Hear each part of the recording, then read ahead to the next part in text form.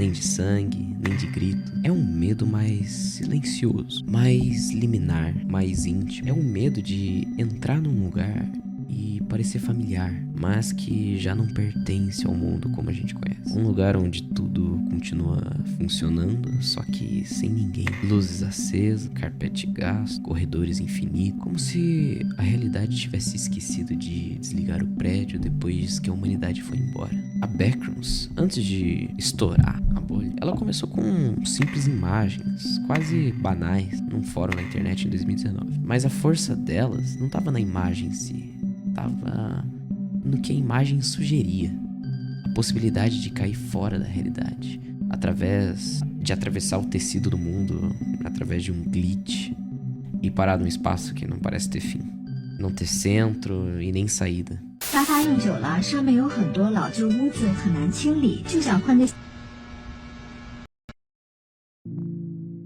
A internet pegou essa ideia e começou a criar novos níveis, criaturas, regras, mapas, teorias, wikis, jogos, vídeos e diversas interpretações de cada nível. Mas no fundo, tudo isso continua girando ao redor de uma mesma pergunta: o que acontece quando o lugar onde você está deixa de te reconhecer?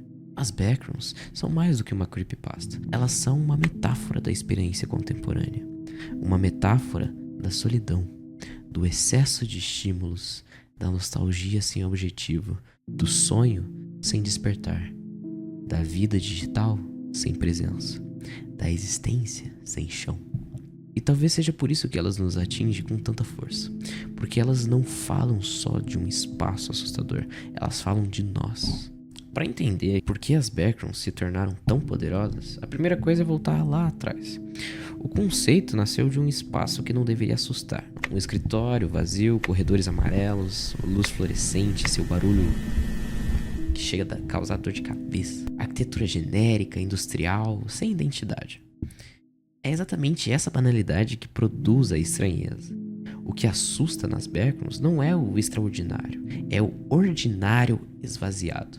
É o mundo comum sem as pessoas que o tornam habitável. Esse é o coração do conceito liminar. Um espaço liminar é um lugar de transição, de passagem, de suspensão. Um corredor, um hotel vazio, uma escola à noite, um aeroporto sem movimento. São lugares que não existem para serem fim. Eles existem para levar de um ponto a outro. Mas nas Backrooms, esse movimento falha.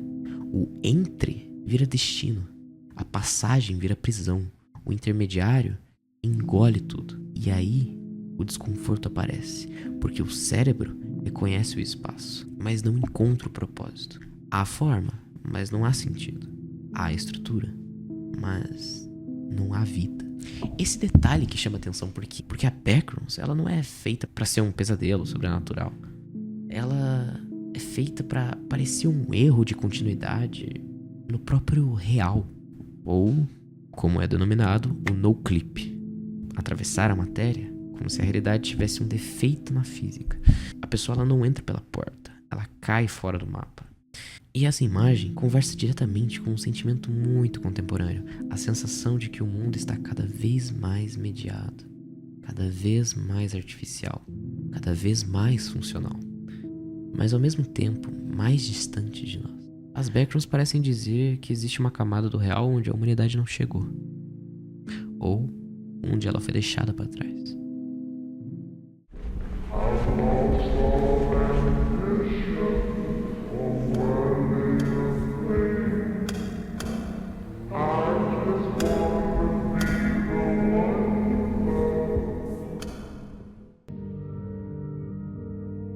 A expansão da lore dá uma reforçada nessa ideia. A comunidade, que se interessou muito pelo universo das Backrooms, acabou criando os níveis, identidades, zonas, regras, saídas, ameaças, corredores dentro de corredores. Mas o curioso é que quanto mais esse universo cresce, mais ele parece com a experiência moderna de navegar por sistemas sem nunca tocar um centro verdadeiro. O nível 0, onde tem os corredores amarelos, é a matriz. Depois vem os níveis industriais, os túneis abafados, as áreas técnicas, os escritórios vazios, os hotéis escuros. os não lugares que se acumulam como se todo mundo estivesse repetindo a sua própria casca. Essa multiplicação não é gratuita. Ela sugere que o vazio também pode ser infinito e que a desorientação pode ser organizada. O horror aqui nasce da repetição sem resposta. É por isso que as backrooms se assemelham muito com os sonhos. Não um sonho bonito, mas um sonho com um estado de montagem instável. Nos sonhos, o cérebro não precisa obedecer à lógica espacial tradicional. Ela recombina memórias, lugares, emoções, fragmentos de sensações. Você pode estar na sua escola, casa de infância, em um shopping, em um corredor, e tudo isso parece meio misturado, deslocado, quase certo, mas nunca totalmente correto. As backrooms funcionam da mesma maneira. Elas aparecem construídas com um resto de memória espacial. Escada de prédio público, carpete de escritório, luz de hospital, hotel de estrada, salas vazias de espera, corredores longos demais. Tudo aquilo que a mente já viu em algum momento, mas que agora retorna sem contexto, como se o inconsciente tivesse sido traduzido em arquitetura. Essa relação com o sonho é uma das chaves mais importantes para entender a potência do conceito. Nos sonhos, o familiar nunca é totalmente familiar. Existe uma leve distorção, uma falha, uma regra quebrada, um corpo que não responde, uma porta que leva a um outro lugar sem continuidade, um silêncio estranho, uma presença invisível. É a lógica do deslocamento. E nas backrooms, isso é levado ao extremo. Por isso que elas causam tanto impacto, porque parecem o sonho de uma mente que perdeu o eixo do mundo, mas ainda se recusa a acordar. E é aqui que a psicologia entra. As backrooms ativam algo muito profundo no modo de como percebemos o ambiente. O cérebro humano depende de previsibilidades. Ele tende a reconhecer padrões, localizar o corpo, prever o que vem depois. Quando o ambiente falha nessa promessa, surge ansiedade. Quando o espaço é reconhecível, mas não confiável, surge a inquietação. Quando tudo parece normal, mas nada confirma essa normalidade, o sujeito entra num estado próximo de desrealização. O mundo continua lá. E quando o psi deixa de se perceber como centro estável dentro desse ambiente, aparece a despersonalização. É como se a pessoa estivesse observando a própria existência de fora. As backrooms encenam exatamente esse processo. O sujeito está dentro, mas não pertence. Anda, mas não se orienta. Vê, mas não compreende. Existe, mas como se a própria existência estivesse sendo observada de uma distância impossível. Isso explica porque tanta gente associa o conceito a momentos de ansiedade, de dissociação, de cansaço mental e de estranhamento profundo. Não é só o ambiente que é assustador, é o que o ambiente faz com a consciência. Ele desmonta o lugar onde o sujeito se apoia para sentir que é alguém em um mundo coerente. A nostalgia estranha que a Backrooms invoca também nasce daí, porque o espaço parece vir de um passado que não é exatamente o nosso, mas que o corpo reconhece. Os corredores, hotéis antigos, escritórios, salas de espera, as luzes frias, o cheiro de abandono, tudo isso traz um sentimento de memória sem origem clara. É como se houvesse uma saudade de algo que nunca foi vivido diretamente, mas que habita uma camada afetiva muito antiga na mente, lá no seu inconsciente. Essa nostalgia não é de um lugar, é de uma sensação limiar, de quando o mundo ainda parecia maior, mais indeciso, mais misterioso. As Backrooms tocam isso porque elas parecem uma lembrança de um estado em que o desconhecido ainda não era totalmente uma ameaça. Era uma promessa. Só que agora não mais. Agora a promessa virou um corredor infinito. E essa é a ponte com a solidão moderna. Na era digital, a solidão não aparece só como ausência de companhia, ela aparece como excesso de presença sem encontro. A internet oferece visibilidade, respostas rápidas, fluxo constante, acesso contínuo, mas isso não significa vínculo. Há uma diferença enorme entre estar exposto ao outro e estar realmente com o outro. As redes sociais multiplicam sinais de contato, mas frequentemente reduzem a profundidade do laço. Somos vistos, somos lidos, somos reagidos, mas nem sempre somos recebidos. Isso cria uma nova forma de isolamento: a solidão dentro da circulação.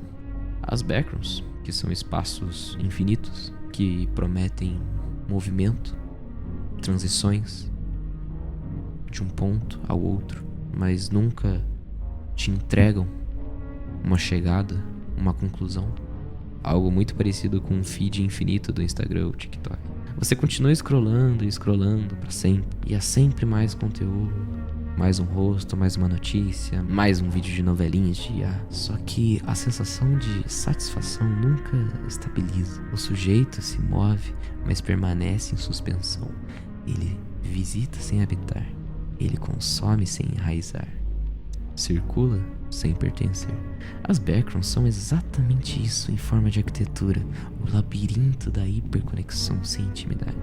E quando pensamos que o ambiente digital também muda a maneira como se percebe, a pessoa é levada a se apresentar o tempo todo, a se curar, a se editar, a se performar, se comparar. O sujeito vira a imagem de si. Quanto mais ele se torna a imagem, mais pode se sentir distante da experiência real. A solidão moderna, então, não é só o problema social, ela é uma crise de presença, uma dificuldade de habitar o próprio tempo sem reduzir a performance. Nesse ponto, as backrooms se tornam uma metáfora extremamente forte, um espaço onde a presença humana foi retirada e substituída por uma estrutura no digital. Às vezes, o mesmo acontece com um vínculo. O afeto é substituído por sinal. Um encontro é substituído por uma notificação. A companhia é substituída por tráfego. E é justamente por isso que o conceito é tão fértil filosoficamente. As backrooms também podem ser lidas como uma imagem do absurdo camusiano. O sujeito que quer sentir, o espaço não responde, a consciência deseja direção, o mundo devolve repetição. Camus falava do choque entre a sede humana de significado e o silêncio indiferente do universo. As backrooms acabam tornando esse choque visível. Elas são um universo dizendo não, sem precisar falar.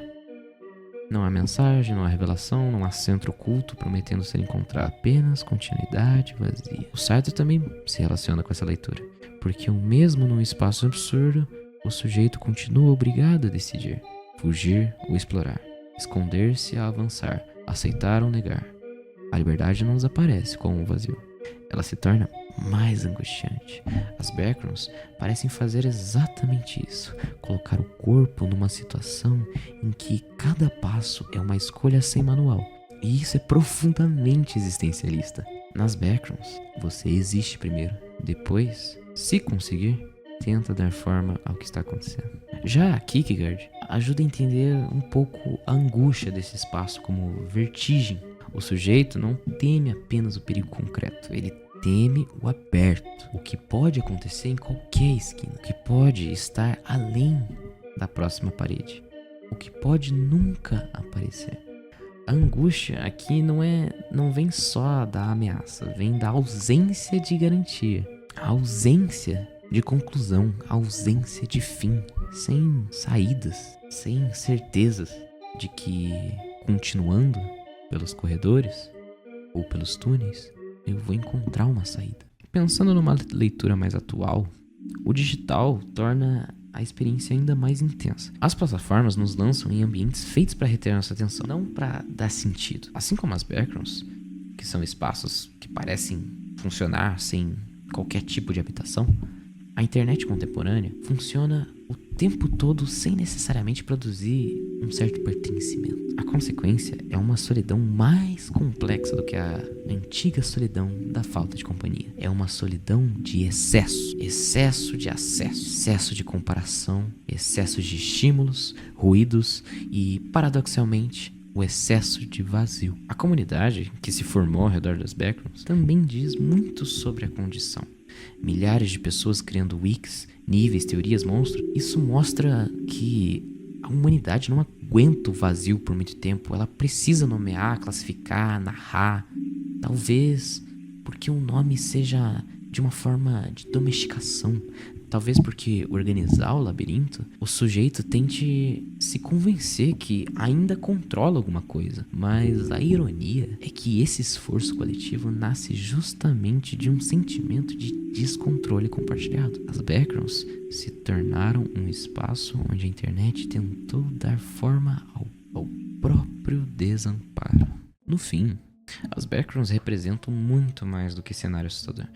Elas representam a experiência de viver num mundo que os lugares existem sem acolher.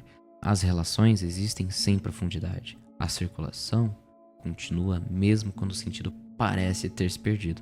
Elas são o corredor infinito da modernidade. O labirinto do sonho sem despertar.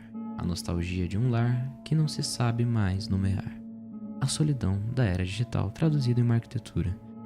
O absurdo em forma de escritório abandonado, a ansiedade transformada em luz fluorescente. Talvez seja por isso que elas continuam tão presentes, porque no fundo as backrooms nos obrigam a olhar para uma pergunta que a cultura digital costuma esconder atrás de velocidade: o humor e distração. O que acontece com o sujeito quando ele está cercado de conexão, mas já não encontra lugar? E talvez a resposta mais sincera dessa pergunta seja extremamente desconfortável. Estamos, muitas vezes, mais próximo das backrooms do que a gente gostaria de admitir. Não porque a gente vive dentro de um pesadelo literal, mas porque a gente passa a habitar sistemas que expandem a circulação e enfraquecem o pertencimento.